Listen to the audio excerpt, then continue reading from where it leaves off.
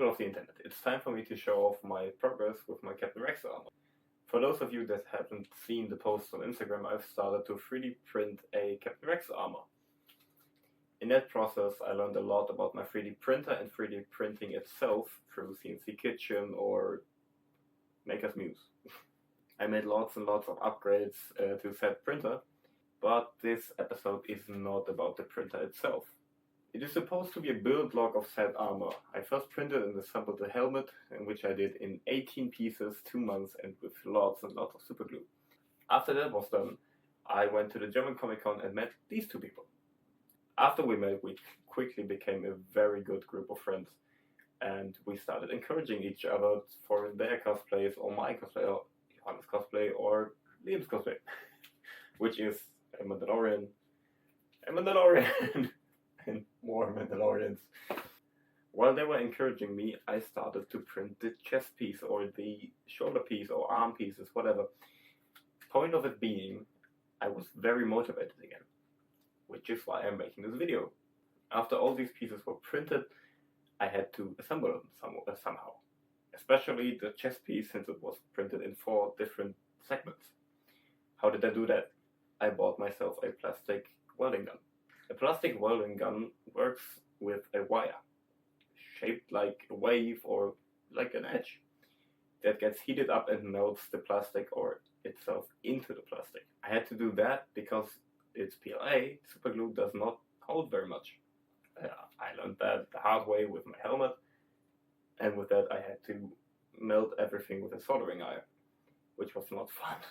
After the wire is melted into the print, you can just snap off the prongs that held it into the welding gun, and you have basically just a little seam you can sand off and fill in.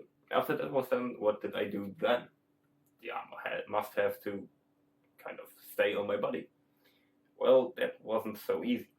I first had the idea of Velcro, but that did not work very well. Since it's PLA, nothing sticks on there and I can't weld it in place. So I only went for Velcro on the shoulder pieces, and the rest was held in place by foam. This sound dampening foam, to be exact. But then we're back at the problematic of it not being able to stick. I glued it in place with hot glue, which seemed like a good idea when I first built it, but showed off to be a very bad idea at the convention. Because I moved and walked so much at this GamesCom, I sweat a lot. What it means is basically this sweat disintegrated all the hot glue, and when I took off the armor, it just flew everywhere. I did use some Velcro at the chest pieces and the back piece to hold it together, but at the end of the day, this just fell apart like the foam pieces because my sweat was just disintegrating its glue. You've seen on my Instagram that I put a glowing thing on my wrist, which was controlled by an Arduino, which I glued into the back of the armor.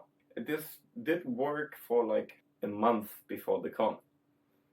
When the day of the con came, about 2 seconds before the bus to it came, the Arduino just fell right out. For the time being though, the armor did hold very, very good.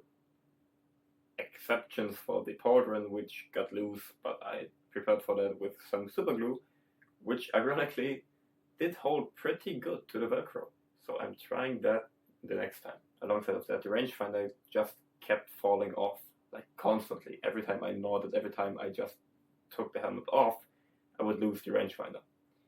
I think it's because it's very, very heavy with that threaded rod in the middle instead of a plastic rod. But in conclusion, I need to find a way for Velcro to stick. I need to design a case for the Arduino so it doesn't slip out of my bag again. And I need to find a way to properly attach the rangefinder. Maybe I need to find a way to properly attach the foam too, but that's just side things for now. And after that, enjoy a clip of me dancing in the armor to prove that it's relatively sturdy. See you in the next one.